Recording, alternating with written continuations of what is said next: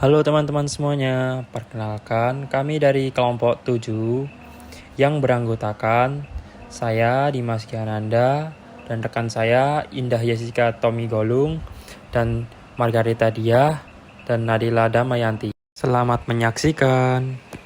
Tanaman pagagan atau Centella asiatica.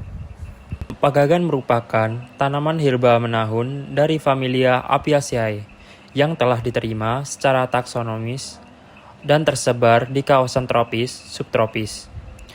Tanaman ini dimanfaatkan sebagai pangan obat tradisional dan memiliki nilai sosial ekonomi di berbagai budaya. Dalam konteks etnobotani dan farmakologi modern, pagagan dikenal luas sebagai gotukola dan telah lama digunakan sebagai pengobatan di Asia. Selanjutnya, penjelasan terkait morfologi pegagan. Nah, sebelum kita tahu kegunaan atau fungsi dari pegagan ini aku mau bahas tentang morfologi dari pegagan. Pegagan merupakan tanaman herbal yang tidak bertangkai dan berumur panjang. Rimpangnya pendek dengan geragi yang panjang serta merayap.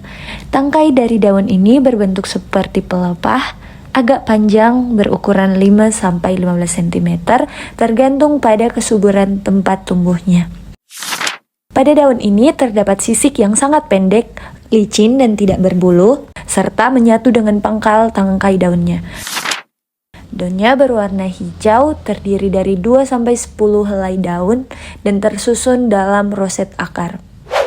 Tulang daun ini berpusat di bagian pangkal dan menyebar ke ujung, serta memiliki diameter 1-7 cm.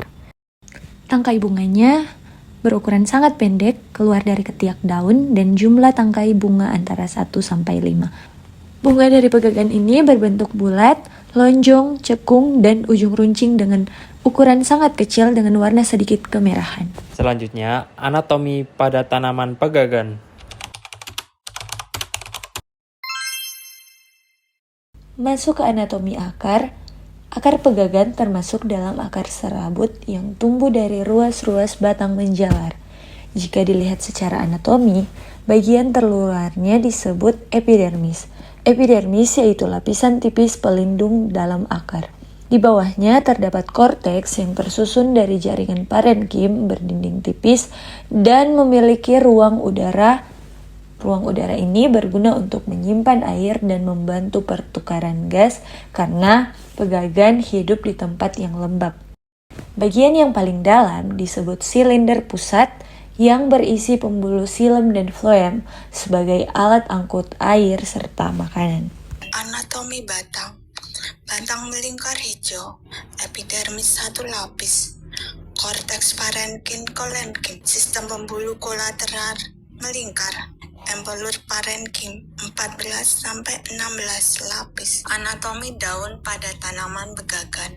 Daun dorsiventral, epidermis tunggal rapat, mesofil terdiri dari satu lapis paliset dan 3-5 lapis spon. Ada trikoma uniseriat dan sklerenkim di vena media, pelepah cekung di adaksial.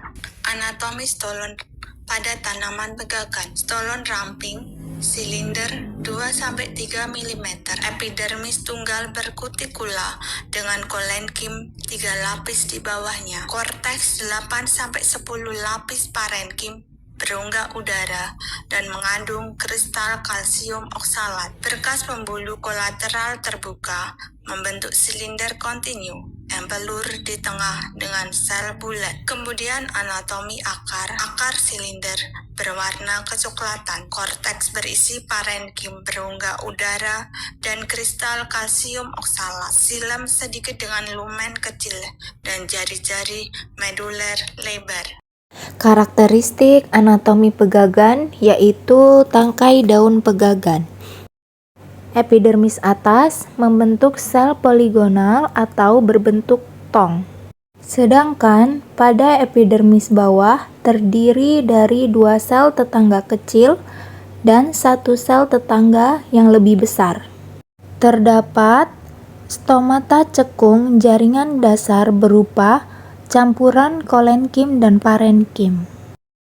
Berkas pembuluh terbungkus antara selubung sklerenkim di sisi abaksial yang terdiri dari 7-8 berkas berbentuk oval hingga lonjong. Fisiologi pegagan memiliki respon fisiologi yang dipengaruhi oleh faktor lingkungan. Yang pertama yaitu cahaya, suhu dan kelembapan yang sesuai. Secara umum, pegagan memiliki kemampuan adaptasi tinggi terhadap variasi lingkungan sehingga dapat tumbuh baik di berbagai kondisi. Sekian video singkat dari kelompok 7 terkait tanaman Centella asiatica atau tanaman pegagan. Sekian, terima kasih.